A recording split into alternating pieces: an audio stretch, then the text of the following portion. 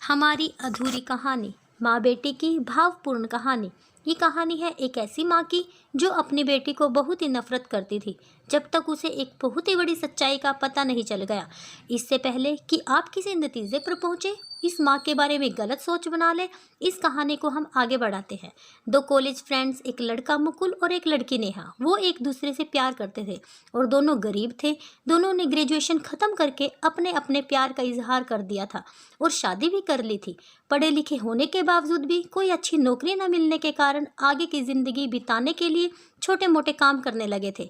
अच्छी नौकरी ना होने की वजह से दोनों की जिंदगी बड़ी ही बदहाल गुजर रही थी, बल्कि कभी कभी तो दोनों को आधे पेट या फिर भूखे पेट भी सोना पड़ता था। ऐसे में वह लड़की कभी कभी जिस होटल में काम करती थी वहां से कुछ खाने की चीजें चुराया करती थी, मगर एक दिन पकड़ी गई और उसे वार्निंग देकर छोड़ दिया गया कि आगे से ऐसा ना करे। दोनों की जिंदगी ऐसे ही गरीबी में कट रही थी, लेकिन भगवान मानो उनकी परीक्षा लेने पर तुला हुआ था। लड़की प्रेग्नेंट हो गई। अब दोनों को समझ में नहीं आ रहा था कि वह खुश हों या फिर दुखी। खैर, उनकी जिंदगी में खास कोई बदलाव नहीं हुआ और 9 महीने बाद उनके यहाँ एक बहुत सुंदर बेटी ने जन्म लिया। बेटी का नाम उन्होंने पीहू रखा। बेटी के जन्म के बाद दोनों माँ बाप खुश भी थे, उसके भविष्य के बारे में चिंतित भी। थोड़े महीने ऐसे ही बीते, उनकी जिंदगी ऐसे ही चलती रही थी, मगर एकाएक मुकुल का स्वभाव बदलने लगा। मुकुल नेहा को इग्नोर करने लगा। वह हर ऐसी चीज़ जो नेहा को बुरी लगती थी बेधड़क करता था। इतना ही नहीं, जब भी उसकी छोटी बच्ची रोती तो उसे चुप कराने के बजाय उस पर चिढ़ जाया करता था। नेहा ने भी यह नोटिस किया कि उसे आजकल बहुत दूसरी औरत के फ़ोन आने लगे थे। उन दोनों में आए दिन झगड़े होते रहते थे और वह बढ़ते ही रहे। और एक दिन ऐसा भी आया जब मुकुल ने माँ और बेटी दोनों को छोड़ दिया। नेहा मुकुल को अपने घर के दरवाजे पर खड़ी दूर जाते हुए देख रही थी। उसकी आंखों में पानी था। अब नेहा पर दोहरी जिम्मेदारी आ गई थी। उसे उसकी बच्ची को अकेले ही पाल पोस कर बड़ा करना था, माँ और बाप दोनों का प्यार देना था। वह अब पहले से भी ज़्यादा मेहनत करने लगी। अपनी बेटी की सभी आवश्यकताओं को वह हमेशा पूरी करने की कोशिश करती। कभी कभी वह खुद भूखे पेट सो जाती, मगर अपनी बेटी को भरपेट खिलाती थी। जहाँ भी माँ बाप की जरूरत होती, स्कूल में, पिकनिक पर, ऐसे ही कई साल बीत गए, किसी से भी मौके पर वह हमेशा उसके लिए मौजूद रहे। मेहनत में कोई कमी नहीं करती थी, मगर फिर भी उनकी आर्थिक स्थिति बहुत ज़्यादा अच्छी नहीं थी। मगर एक दिन नेहा की किस्मत चमकी, उसे लॉटरी लग गई। उसने बड़ी ही समझदारी से उन पैसों को अपने बिजनेस में लगाया। बिजनेस भी चल पड़ा। अब नेहा हर महीने बहुत अच्छी रकम कमाने लगी थी। पीहू अब 10 साल की हो गई थी। पीहू को एक दिन अपने घर में खेलते खेलते एक तस्वीर मिली, जिसमें नेहा और मुकुल अपने नवजात बच्ची को गोद में पकड़े हुए थे। उसे पता चल गया कि यह जरूर उसके पापा हैं। पीहू ने अपने पापा के बारे में नेहा से पूछना शुरू कर दिया, लेकिन नेहा उसे टाल दिया करती थी। लेकिन उसके बहुत पूछने के बाद नेहा ने उसे कह दिया कि उसके पापा मर गए। देखा भी जाए तो मुकुल उसके लिए जीते जी मर चुका था। पीहू बड़ी होशियार थी। उसने अपने दोस्तों को साथ में लिया और फोटो की मदद से जांच पड़ताल करते करते बड़ी मशक्कत से आखिरकार अपने बाप तक पहुंच ही गई। 3-4 महीनों बाद नेहा को यह पता चला कि पीहू अपने पापा से बात करती है, वह उसके टच में है। नेहा को यह बात बिल्कुल भी पसंद नहीं आई और उसने पीहू को बताया कि उसके पापा ने उनके साथ क्या किया था। कुछ महीने बीत गए। गर्मियों की छुट्टियां चल रही थी। तब पीहू ने छुट्टियां अपने बाप के साथ बिताई। यह बात पता चलने पर नेहा को बड़ा धक्का लगा। उसे लगा जैसे मुकुल की तरह ही पीहू ने भी उसे धोखा दिया है। जब पीहू घर लौट कर आई तो नेहा ने पीहू से बहुत बड़ा झगड़ा किया। उसने कहा कि तुम भी तुम्हारे बाप की तरह ही धोखेबाज निकली। मैंने तुम्हारे लिए क्या कुछ नहीं किया और तुमने मुझे यह सिला दिया। मैं तुमसे और तुम्हारे पापा से नफरत करती हूँ। इस बड़े झगड़े के बाद नेहा ने पीहू से दूरी बना ली। इतना ही नहीं, वो पीहू से बात भी नहीं करती थी। 1 महीना बीत गया। नेहा को पता चला कि मुकुल कैंसर की वजह से मर चुका है।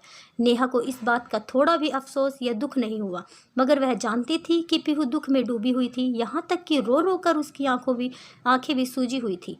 नेहा ने सोचा कि काश पीहू मेरे मरने के बाद भी इतनी ही दुखी हो।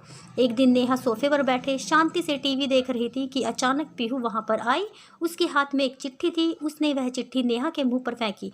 नेहा गुस्से से बोली, ये क्या बदतमीजी है और ये क्या है? पीहू ने कहा, तुम्हारे लिए पापा की चिट्ठी है। नेहा ने कहा, इसे यहाँ से ले जाओ और कहीं पर फेंक दो। पीहू रो पड़ी और बोली, भगवान के लिए इसे एक बार पढ़ लो, और रोते रोते अपने कमरे में चली गई। पीहू के जाने के बाद नेहा उस चिट्ठी को काफ़ी देर तक देखती रही। फिर उसने उस चिट्ठी को धीरे से उठाया। जैसे ही उसने उस चिट्ठी को खोला, उसमें जो पहली लाइन लिखी थी उसकी उम्मीद के बाहर थी। चिट्ठी में लिखा था, मेरी प्यारी नेहा, मेरी पूरी ज़िंदगी में मैंने जिससे सच्चा प्यार किया वह एकमात्र स्त्री तुम हो। हाँ, मैं जानता हूँ मैंने तुम्हारे साथ बहुत ही गलत किया है, मगर मैं करता भी क्या। जब तुमने मुझे दुनिया की सबसे बड़ी खुशी यानी कि पीहू के आने की न्यूज़ दी थी, तब सच मानो दुनिया में मुझसे ज़्यादा खुश और कोई भी नहीं था। मगर मेरी बदनसीबी थी कि इस खुशी के कुछ दिनों बाद ही मुझे पता चला कि मुझे बहुत ही खतरनाक और लाइलाज कैंसर है।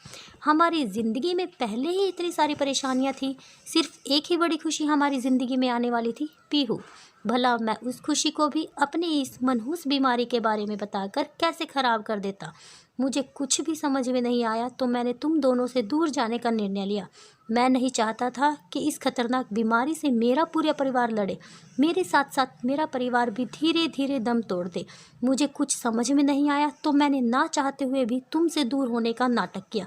मैंने जताया जैसे मेरी ज़िंदगी में कोई और लड़की आ गई है।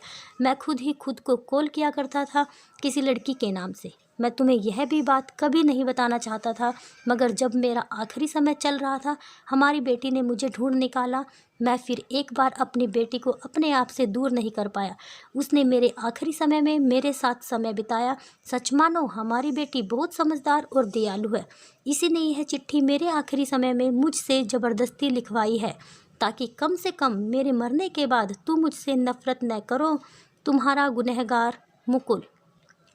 चिट्ठी पूरी पढ़ते ही नेहा की आंखों में जैसे सैलाब आ गया। उसे बहुत पछतावा हो रहा था। उसे लग रहा था कि काश मुझे यह पहले पता चल जाता तो मैं मुकुल से बातें कर पाती, उसे गले लगा पाती, उसके दर्द को बांट पाती। मगर अब यह संभव नहीं था। उस दिन माँ और बेटी दोनों फूट फूट कर रोए। उस दिन माँ और बेटी दोनों फिर से करीब आ गई।